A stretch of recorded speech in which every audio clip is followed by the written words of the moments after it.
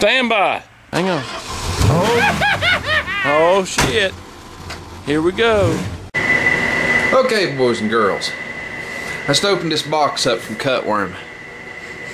The aroma is just truly genuine. Oh, Lord of mercy. Whew. Y'all know what I'm smelling. It's petrol. Old petrol. I don't know. What's funny is, this ain't the smell of varnished gas. This is just the smell of old gas. And once it's dry, it's not a bad smell. It smells like old. I like old stuff. Anyway, what we're doing today is we are going to, just took the book out, but what I'm going to do is I'm going to pull all this out here on my fancy counter. I'll pull it all out on my desk and see what's in here. Because, I mean, we know it's been installed once. It was on his old Army truck, so we know where this was at one point in time. We also know that there's going to be a few things for install that I'm going to have to buy, like, you know, hose and clamps, and well, probably got clamps, probably got the hose for that matter. But anyway, I need to go through here and see, you know, what I got to have. I mean, I know the main brain of the system's here. I don't know if this was a feedback system. They made it both ways. This thing may or may not be, if it's got the O2 sensor or not. But if it don't have the O2 sensor, I found online where I can buy a $30 O2 sensor and make my own wiring instead of being plug and play, and make this thing adjust itself. So anyway, that's what we're going to look at. Let's get it all out and see what we got. Well, here's what we see. We see one wiring harness, one fuel pump, which Cutworm says maybe, maybe not. We don't know. We'll find out. It's probably good. I don't know. We'll try it. We've got miscellaneous pieces and parts and brackets and whatnot and thingamabobbers and stuff I shouldn't even have to use. Don't have an automatic, so we got the bolts and stuff to hook the plates down with. He had it on a quadrajet intake, as you can see there. Anyway, there's the throttle body. I will be using, yeah, that way. It'll go on that way. It converts 4-barrel to 2-barrel. That's what I'll be using, is this piece. But anyway, so that explains the new gaskets, why he never used them. It's because they were, I'm assuming, in part of the kit. Anyway, this is its brains. There's its brains. Yep, that's its brains. Caution, maximum rotation is 3/4 of a turn. Yeah, I know nothing. I'm merely the messenger. The only thing that I, just from digging around, have found missing is the temperature sender. Which, that's cool. That's no big deal. Just gotta find out what it is and go buy one. I'm assuming, just looking at this harness really quick, I'm assuming that red and that green go to the fuel pump.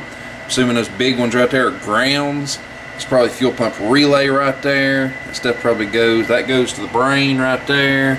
That goes to the 2 connections on the throttle body for the injectors and for the throttle position sensor. There's a fuse here for something, and I'm assuming that bad boy right there is temperature sender. Maybe, I don't know, I'm just guessing, but I know there's a temperature sender. Has to work. There has to be a temperature sender. Otherwise, it'll run in cold all the time. I'm not real sure. You know, this may be, maybe it does it, senses it on its own. But I'm sure there's a parts list here. See, the optional O2 sensor. I found out how to get around that. But the problem's going to be, yeah, we're going to have to do some engineering. It's that plug right there. Yeah, so off comes those 4 screws, inside we go. You get the picture. I'm not going to give $145 for the kit when I can wire my own in. I've got detailed instructions. Right here you got it. Coolant temperature sender. I don't know, I'm sure it uses a generic Chevrolet sensor of some kind. I know it's an analog sensor. I found that much online. I gotta look, gotta try to find out. Because I'm not gonna buy the Holly Park, because that'd be crazy. Yeah, there's your switched power relay, vehicle ground, make sure everything's here. Fuel map selection, switched power from vehicle. I have no idea how to figure this out. I think there's a wire that you can ground on these that will cause them to change the amount of fuel they're given or something like that. I'm not real sure. Fuel tank, I've got to put a return line in. That's not that big a deal. Trying to figure out. What's funny is, looking at this thing, I hadn't found the blasted, yeah, there we go, I think. Yep, there's the lines. It's turned around backwards. There's the, I'm assuming that's the fuel feed. Yeah, she's a little crusty. I'll probably have to clean the injectors, no biggie. And the fuel return. I want to ask Cutworm how long it had been since he had this truck running. And if he may have had this thing running before he took this off. If he did, I pretty well know that I'm decently good to go without having to really dissect it. So anyway, that's the deal. But dissecting, it's not that big a deal if I have to. Let's see, fuel filters, that's a given. Fuel pump I've got. If I don't, I'll go buy one. That's about basically the same pump as the lift pump, the rail pump on a lot of the earlier Ford trucks. That's a pretty generic electric pump. It's what I'm talking about. It's not exactly like it, but it's basic in the same shape, size, and design. Does the same thing. So if we have to replace it. So this is what I've got to create, is this circuit right here. That's no big deal. You've got, what, two, was it, you got, I can't remember what the wires even were now, but it told what they were. Fast idle solenoid, that may be that one little wire I seen over there. I don't know. But the coolant temperature sensor is the one that I'm going to have to come up with. An old Cutworm may be able to help me out there, not with the sensor per se, but the numbers off the sensor if it ain't mounted in some crazy place. I mean, we all know why he didn't take that one out. You know, he didn't particularly want to dump off his antifreeze out of his motor. I don't blame him. You know, that's a good part to probably replace anyway. But the thing is, if I can't find an aftermarket or find a number for this blasted thing, I may have to ask him what he can see on it and this, that, and the other without taking it out. But I'm sure I can find something online that'll tell me what it is, like I did this. I mean, if I can figure out how to wire up an O2 sensor without the blasted O2 sensor, surely to goodness, without the correct one, I'm sure I can figure this out. But the rest of it's pretty simple. The only thing I really don't understand, but I haven't read up on this thing either, I just now took it out of the box. The only thing that I don't understand is this fuel map selection. I don't understand, I mean, I understand what fuel maps are. It's different ratios of fuel for different, you know, power ranges, etc., etc. I just don't understand how it, how you switch it. I know there's a way to switch it, but I just don't know how. There's not a whole lot to it. I'm sure it just requires of a grounding, maybe a momentary switch, something like that. Oh, looky there. You scratched it, Cutworm. Oh, nah. Let's see. That should be all of my question marks here. Let's see. Woodward, it says. Woodward manufactured in Fort Collins, Colorado. Serial number. Part number. Serial number. Yeah, something like that. Don't know. But this right here, you got your choke, your acceleration, your idle, your main, your high RPM. I have no absolute idea. Hang on a minute while I bang this camera again. There we go. Anyway, there, it went out of hard drive protection. I had to bang it on the counter. That's the second time I've had to bang it. I'm telling you, she's dying, but whatever. I love this camera. I don't know how in the hell to adjust this shit, but I'm sure this book right here will tell me. It's just a matter of doing it. So right now, what I'm seeing that I'm absolutely missing is just a few things, believe it or not. I need, to get this hooked up, I need a piece of hardline. And looks like I'm going to say I will run it in at least 5/16. At least 5/16 return line. I may run it 3/8. I don't know. It can't be too big. if your return line ain't big enough, you're going to have problems. So I may run it big.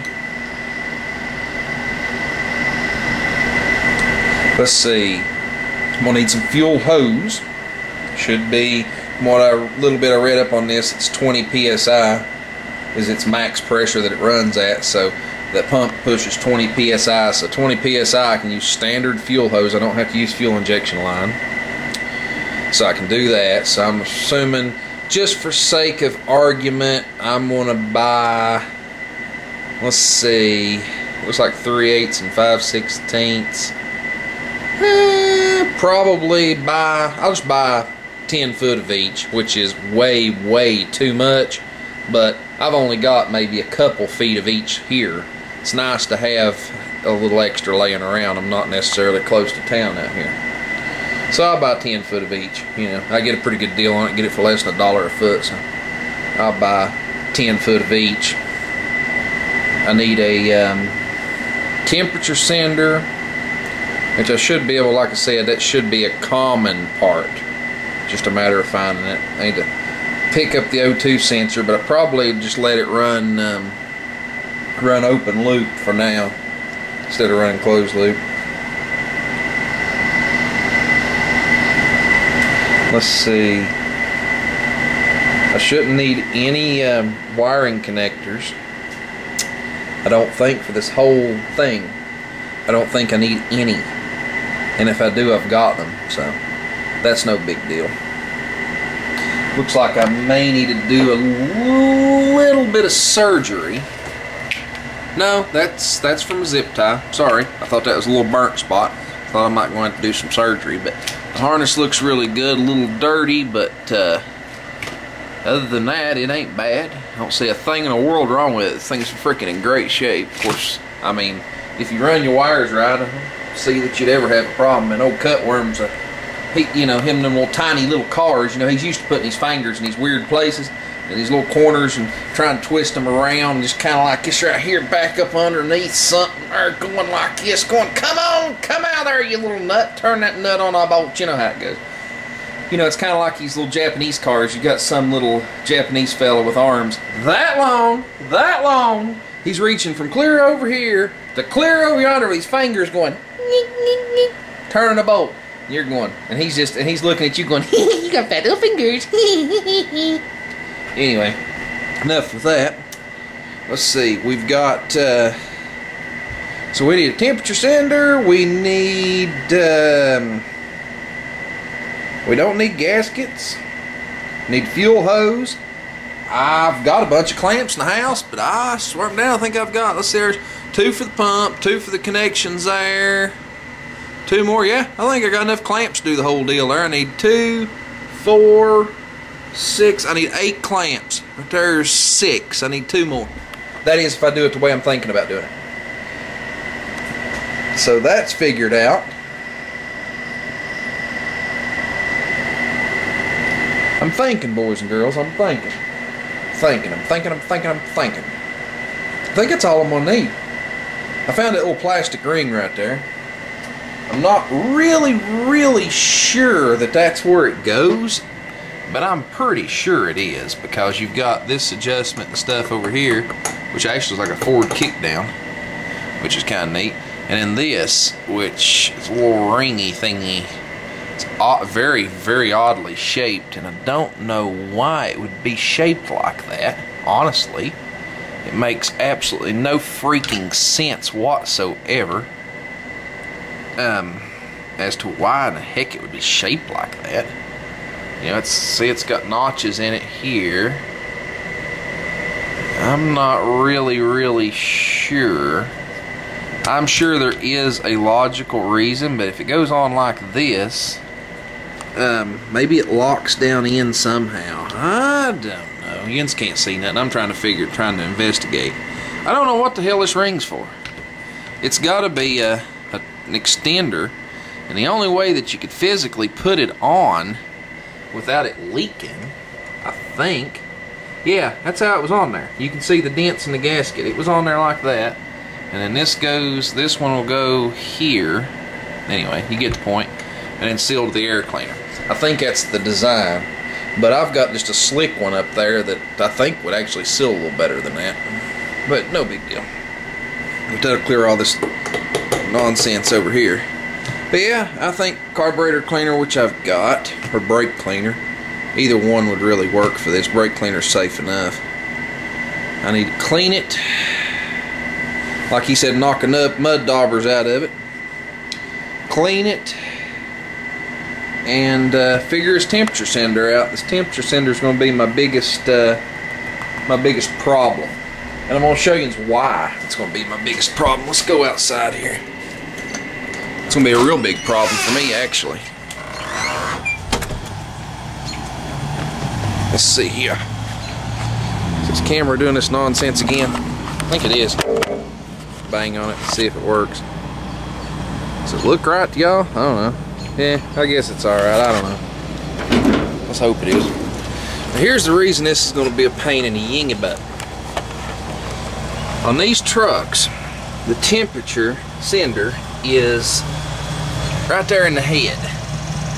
Okay, right down there's mine. It's in the head.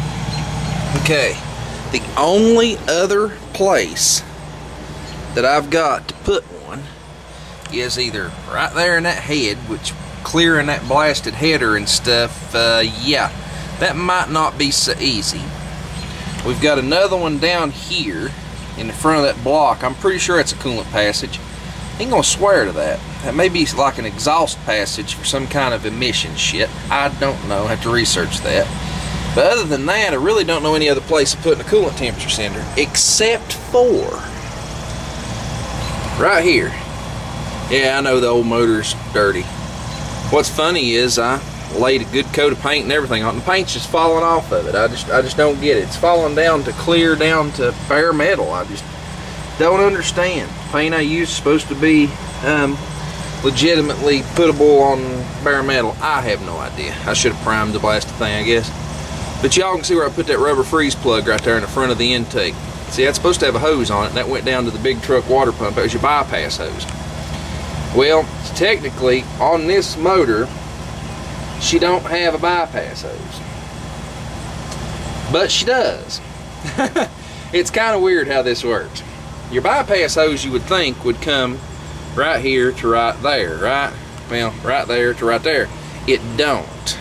It does bypass, though. It comes from here, it comes up through here, comes back in right there. It does the same thing. It still bypasses the thermostat. That's what it's supposed to do. So it does have a bypass hose. Well, I've got options here. And I can't say that I've got good options, but I do have options. I can come right here off this T, and before anybody says it, no, there is no other ports, plugs, jack shit in this intake. There's nothing. There is not another plug in it, front, back, nowhere, no way, shape, or form can you get, I don't know, you can't see, but trust me, there's not another port in this intake. I can take that T right there, pull all that crap apart, and put another T on the top. Screw it in with a short nipple. You know, by the time I put that plate on and put that adapter ring on for the air cleaner and this, that, and the other, which it's already got a hi-hat air cleaner adapter on it, which is actually part of the crankcase ventilation, as you can see, which I'll probably reuse that, actually, now that I think about it. It's so much easier. That'll still raise it up. So I'm going to gain another, I don't know, and putting that on over there, I'm going to gain another at least, just by looking at this, I ought to gain a ½ an inch. Which means, yeah, it'll be close, but I can get a finger clear in between that. So what I'm thinking about doing is putting a T in right there and creating some plumbing and putting a temperature sender in that. I mean, yeah, I keep the heater core closed off during the summer, but still, yet you get convection heat. You know, those temperature senders basically tell the thing whether it's hot or whether it's cold. It's not really an exact subtleness there, so that may be where I put it.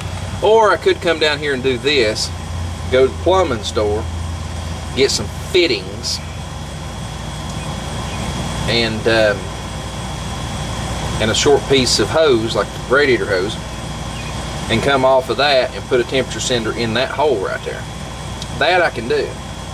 I actually thought about coming up here. See, there's a piece of pipe in here, rigid pipe. It's actually exhaust tubing, as you can see right through there. I thought about cutting this back, welding the bung in, screwing it in here, which would be all well and good. But it's on the wrong side of the thermostat. It's not going to work like it should. It'll tell it hot, cold, but it won't tell it anything in between. So, you know, in real cold weather, you know, it's highly possible the thermostat to be closed on this sucker. And if the thermostat's closed on it, yeah, you get the point. The motor could technically be at operating temperature, but this not be. So, I don't know. We'll figure it out. But I've yacked enough. Like I said, temperature sender is the biggest problem. So, if that's the biggest problem we've got, we're doing pretty damn good. So, let's go back in the shack and take a last gander, and we'll go in the house. I've had enough of the shack for today. Had enough. Whew, smells like old gas in here, boys. Smells like old gas up in here. Sure does. One of these days I'll give you a little express tour of the happenings of the tow wrecker lair. Tell you what some of this stuff is. Steve, you know what this stuff is. Oh yeah, Ridge, you know what it is. You know where that's at. I bet you might even identify some of those people right there. Yeah, well, it gets worse. Depends on how old you are, whether you know who these people are. Y'all know who that is, don't you? Does anybody recognize that? There we go. Anybody recognize him? Or her, or him, or him? What about her? Anybody recognize her? See, there's all sorts of crap hanging on the walls. Got some Roscoe James Best. He is the biggest peckerhead you could ever meet in real life, and also a germaphobe. He's addicted to hand sanitizer. Now, Cletus, he's something else. He's not a he's a good one, shall we say? And then you got yeah. Anyway, to make a long story short, there he is again, right yonder. That's what he looks like fairly well today. But yeah, he's a good guy. He'd talk to anybody. I mean, he would. Yeah, he's one of those. Anyway, I gotta go. Stuff is getting out of hand. My air conditioner's running. She said it's 70 degrees, and it smells like old gas in here. Yep. Well, anyway, I know what I gotta find.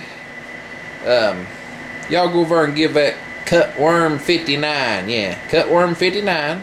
You go over there and you tell him that them damn little cars that he messes with, they're just scrawny. They're just they're matchbox cars. You can haul them around. He can haul them around the back of his truck, but yet those are safe to drive on the road. You know, I always thought a Crosley was a refrigerator. See y'all. Okay, day 2 of this little escapade. Been doing a little parts fishing, odds and ends, bull crap. And I actually made one mistake, which I'm going to have to try to figure out. But I honestly don't think... I got to look up the flow of these type pumps. It may not be an issue. Heck, I don't know. I'm debating on whether just to do it this way and see if I have a problem. And then if I have a problem, I'll be able to hear it in the pump. I'll explain that in a minute. Well, anyway, I went and bought some 3/8 hardline. I think the truck's only got 5/16 fuel line on it from the tank underneath the truck, but I'm pretty sure it comes out of the tank as 3/8. I don't know. Anyway, if it turns out it's got 3/8 on it, it's going to have a 3/8 return line. So whatever, which is overkill, I know, but you know, if you're going to do it right. Well, anyway, I got 2 lengths of 3/8 fuel line. Yeah, I got it real well. I made them bring it to me. I love calling over Riley and go, bring me crap. Anyway, I've got, yeah, when I buy it, I buy it. I got some clamps in here, a whole box of clamps. I got 25 foot of fuel line. I don't need 25 foot. Why they didn't leave it on the spool, I don't really know. But we've got, as you can see, before somebody says it, not for fuel injection.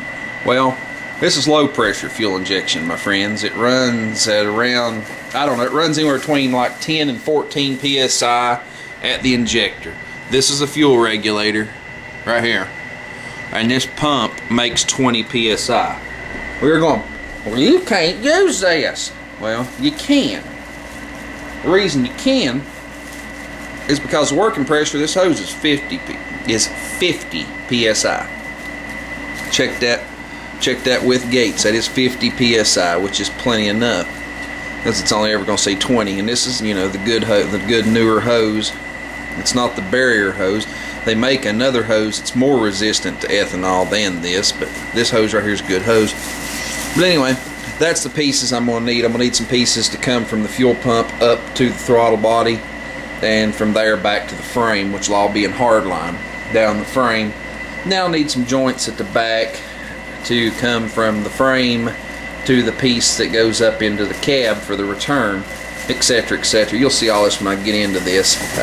That'll be a part of the project that you won't really get to see a whole lot of, other than the fact of, hey, this is what I got to do. Hey, here it's done. Because, you know, you just can't crawl around in a truck with a camera.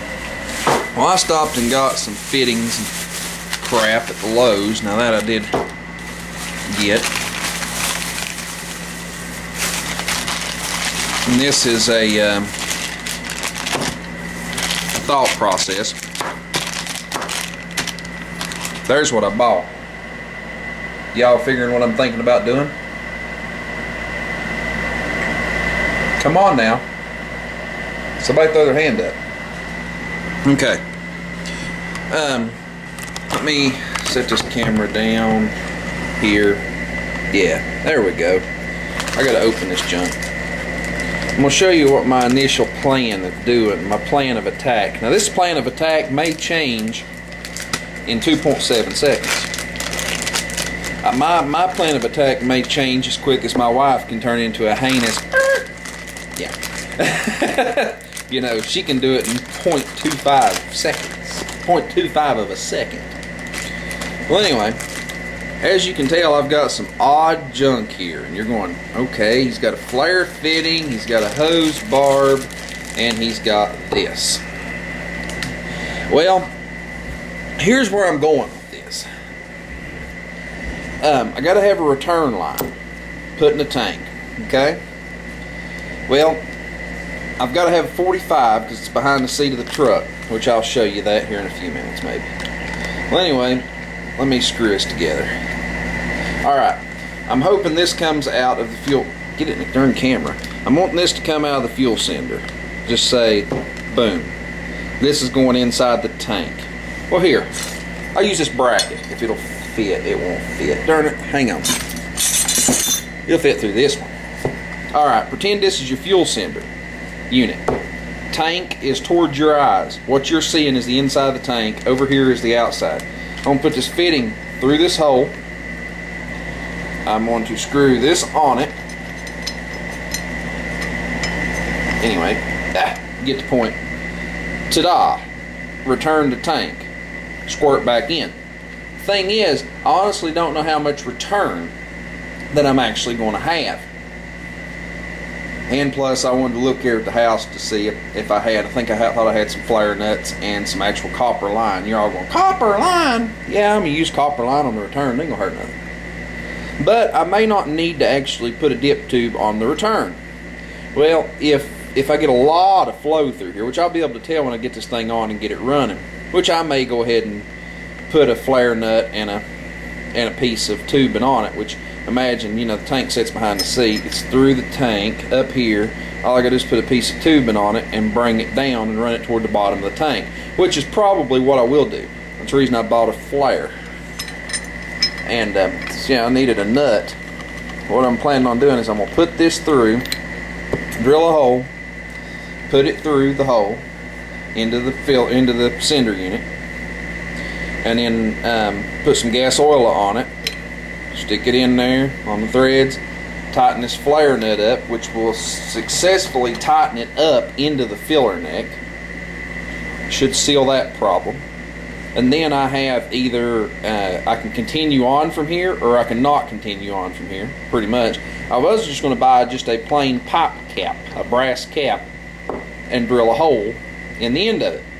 Well, I decided to go this route, so I had optional means of putting a dip tube on it. So that's what I did, and that's what I'm fixing to do. I'm fixing to go out here and investigate this fuel tank. You know, I'd really love to put a different kind of fuel tank on this truck.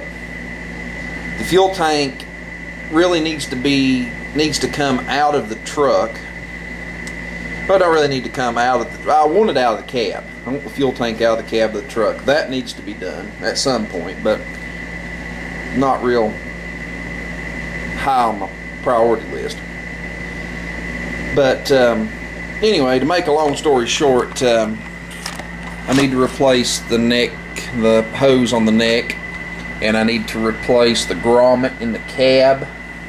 That I really need to do, because it does slightly leak, and I can tell you this, when you put gas in a truck, woohoo, Lord have mercy, will it ever more wake your ass up. You're cracking the window. Well, anyway, we are bringing this one to you by Rancho en Mexico. We're on the crush now. You talking about a delicious orange. All that remember the orange knee-highs? Anybody remember an orange knee-high? Ooh, that tastes just like an orange knee-high. That crush tastes nothing like the crush that we sell daily. That tastes nothing like it. That right there is pure orange in a bottle. This is like concentrate compared to the stuff we sell. Well, anyway, that's where we're at. I guess the next thing we'll do is go out here and take a look over the truck. I don't know that I'm actually going to do any of this today, but I'm at least getting my wheels turning, getting the parts accumulated, and this, that, and the other. So I got to quit before much longer. As far as parts, I can probably spend another $50 and old tow wrecker's broke. Yep, that's about it. Got vacation coming up, and needless to say, I got to make the wife happy. Y'all know who that is. Anyway, let's go outside and look. Through the magics of television, we're back. See, you know, not really, but anyway, bye.